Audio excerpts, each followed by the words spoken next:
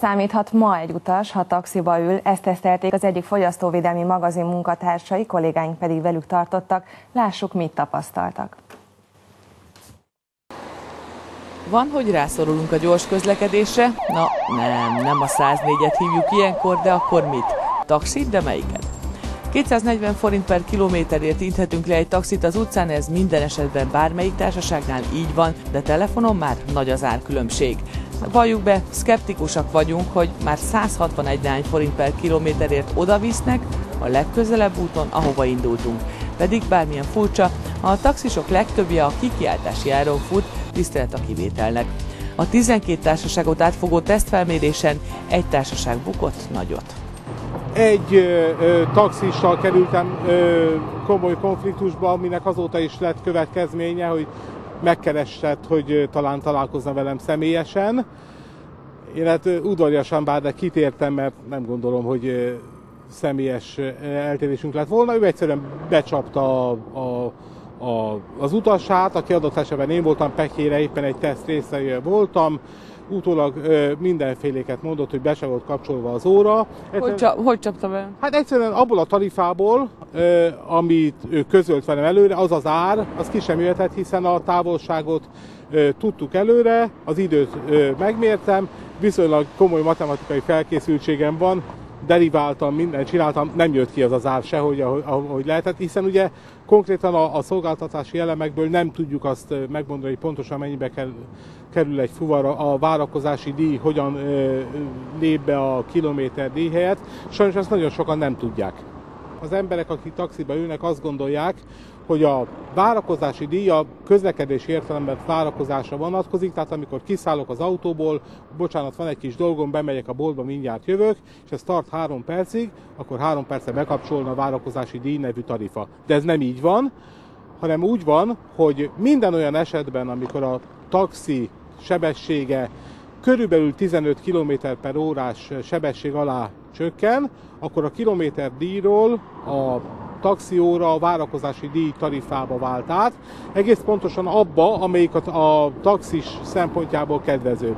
Egyébként ez fölvet fogyasztóvédelmi aggályokat, hiszen ilyen esetekre a fogyasztóvédelmi jogszabályok úgy rendelkeznek, hogy választható ár esetén a kedvezőbbet választhatja az ember, például bemegy egy boltba, és egy azon terméknek 2 különböző ára van kiírva, akkor joga van az alacsonyabb árhoz. Egy társaságnál éreztem ezt, hogy egyébként 6,5 kilométeres távot, amit eleve elhatároztunk, hogy mi lesz az útvonal, azt sikerült 10 fölött teljesítenie. Nos, a legolcsóbb 1520, a legdrágább 2500 forintért vitte ugyanazon az útvonalon a tesztelőt. Az ártáblát tehát érdemes figyelni, bízni azonban csak a tapasztalatban lehet. Arra ne készüljünk, hogy majd kártyával fizetünk, mert 12 autóból 2-ben volt működő kártyaleolvasó, de ott is lebeszélték az utast. A taxis ugyanis azt a tarifát szereti ma is, ami a kezében KP formájában landol. Hát ez a riport, ez a film egyértelműen a fogyasztó, tehát az utas szemszögéből készült, mi viszont most a taxisos szemszögéből vizsgáljuk egy kicsit a helyzetet. Metál Zoltán, az Országos Taxis Szövetség elnökével. Jó reggelt kívánok! Egyébként mindenkinek van egy taxis sztoria, és sajnos van egy ilyen alapvető szembenállás, mint hogyha ez a két oldal, az utas és a taxis, az két ellenfél volna. Nézze, az, hogy az elmúlt években hogy alakult ez ki, és miért alakult ki, és nagyon sok rossz tapasztalatot szereztek az utasok, én ezt elismerem. Nem túl jó a taxisok imidzse, hogy úgy fogalmazzak Magyarországon. Ezt mi is tudjuk, és ezért sokat tettünk volna, és teszünk is, hogyha lenne megfelelő ellenőrzés. 12 éve azt kérjük a főváros vezetőitől, hogy azt az átfogó rendeletet, ami biztosítaná és hivatott lenne, a taxi rendeletet kompletten kezelni, a taxi állomásoknak a karbantartottságát, a tarifát, a létszámot, és ugye nem utolsó sorban ezt a komplett ellenőrzést egy kézbe kellene összpontosítani. Nincs gazdája jelen pillanatban, nem csak Budapesten, hanem az egész országban a taxinak. Ez egyébként tényleg abszurdumnak tűnik, bárhol nyugaton jártam, úgy tűnik, hogy ott egységes a taxis szolgáltatás, vagy egységesebb, mint itt nálunk. Hát örülök neki, hogy összefoglalta a valóságot és a lényeget, mert ez a legnagyobb problémánk nekünk is, tehát az utasoknak is és a taxisoknak is. Az ember, amikor hív egy taxit, gyakorlatilag lútrit köt, mert nem tudhatja. Mondjuk nyilván most már mindenkinek van egy preferált taxis cége, amelyikben megbízik talán, de tényleg minden társaság különböző szolgáltatásokat nyújt, különböző tarifákkal dolgozik. Az, hogy lutri, azt nem igazán fogalmaznám ilyen egyértelműen meg.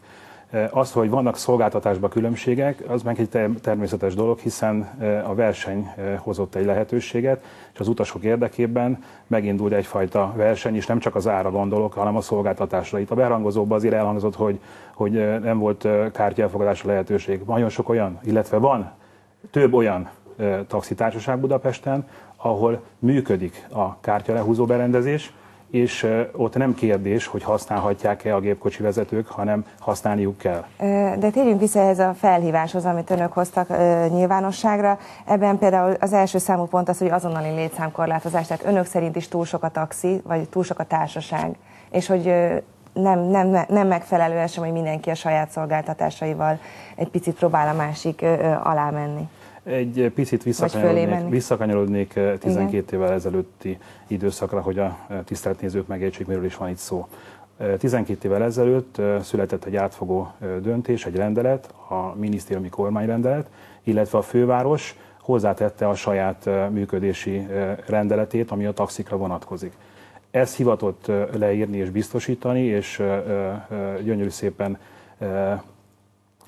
tényekben rögzíti, hogy ki milyen módon juthat taxiengedélyhez Budapesten. Aki ezeknek a feltételeknek megfelel, az a taxiengedély birtokosa lehet, tehát taxizhat Budapesten.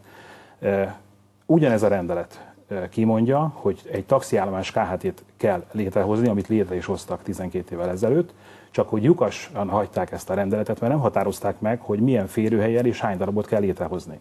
Oda jutottunk most már 2010-re, hogy 1300, tehát még egyszer mondom, 1300 férőhely van Budapesten, és 6500 engedély van kiadva. Tehát úgy néz ki, hogy van egy előadás, és 3-szor, 4-szer, 5-ször annyi egyet eladtak, mint amennyi néző befér.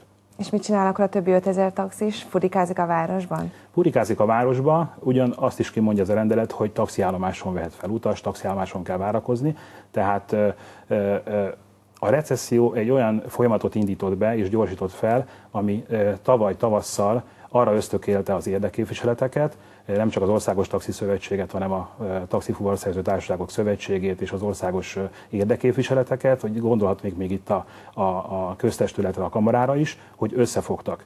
Jeleztük nem csak az elmúlt évben, hanem azelőtt is minden évben a fővárosnak, illetve a minisztérium vezetőinek, hogy ez így nincs rendben, hiszen valamiért fizetünk egy szolgáltatásért, és nem kapunk cserébe semmit. Tavaly ezek a tárgyalások elkezdődtek. A taxisok nem igazán tudják, hogy hétről hétre, hónapról hónapra folyamatosan történnek az egyeztetések ebben a dologban. De hát most megválasztások lesznek, tehát lehet, hogy újra kell kezdeni. Mindig van valami. Tehát azért ezt hozzátenni, mindig volt valami, és minden évben, amikor ott ültünk a fővárosban, nagy kerekasztalnál, akkor azt mondták, hogy most azért, mert nem tudná a lakosság elviselni azt, hogyha most emelünk. Most mi azt mondjuk, hogy ne a tarifáról beszéljünk. Hiszen látható volt a behangozó riportban, hogy itt 160 és 240 forint között fantasztikus ajánlatokkal kecsegtetnek a taxitársaságok. Az egy más kérdés, nem akarok egyetérteni, csak jelezném az úrral, aki az előbb szólt, hogy természetesen az, hogy mi van kiírva, az egy másik történet.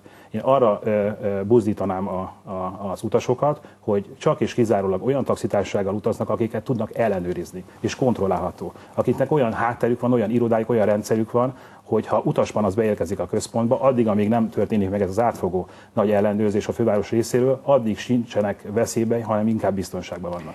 Hát nagyon szépen köszönöm, és reméljük, hogy ez a nagy átfogó rendezés ez hamarosan tényleg megtörténik. Bízunk benne. Köszönöm.